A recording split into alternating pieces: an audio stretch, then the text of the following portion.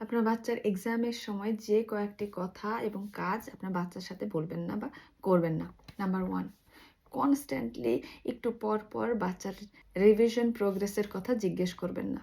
এই কতটুক হলো, আর কতক্ষণ বাকি আছে, আর কয়টা চ্যাপ্টার বাকি আছে, এবং পাস্ট ফেইলিয়ারের কথা আপনার বাচ্চাকে বলবেন না।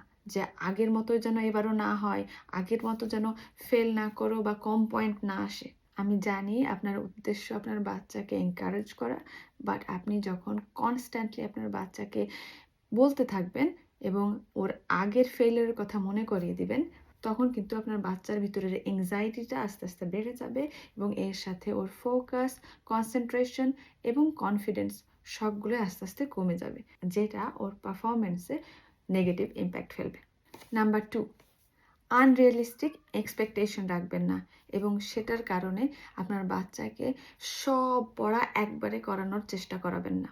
আপনার বাচ্চার ক্যাপাবিলিটিস সম্পর্কে আপনি অবশ্যই জানেন।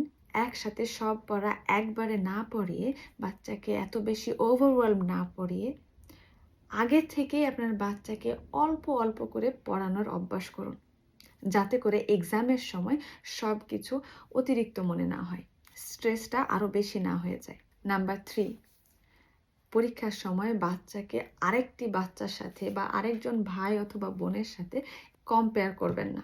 যে তোমার ভাইয়ার থেকেও তোমাকে বেশি মার্ক নিয়ে আসতে হবে, তোমার রেজাল্ট যেন তোমার ক্লাসমেটের থেকেও বেশি হয়, বেটার হয়, এরকম কোনো কম্পিটিশনের মধ্যে ওদেরকে ফেলে দেবেন না।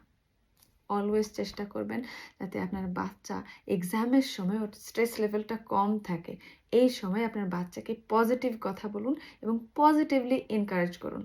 আমি খুব হ্যাপি যে তুমি কিভাবে প্র্যাকটিস করছো, তুমি এত চেষ্টা করছো। ফর শিওর তোমার চেষ্টা বৃথা যাবে না।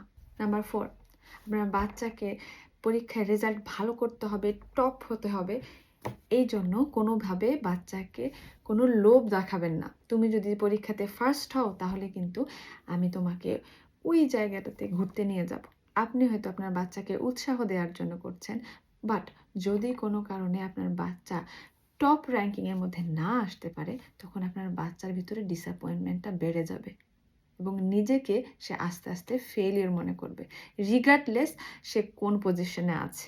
আপনার বাচ্চাকে সেলিব্রেট করুন, নট দ্য রেজাল্ট, বাট বাচ্চার হার্ড ওয়ার্কটাকে সেলিব্রেট করুন। বাচ্চা যে আপনি কনসিস্টেন্টলি এবং পারসিস্টেন্টলি হার্ড ওয়ার্ক করে যাচ্ছে, ভালো কিছু করার চেষ্টা করে যাচ্ছে, সেটাকে প্রেজ করুন এবং সেটাকে সেলিব্রেট করুন। ভালো থাকুন।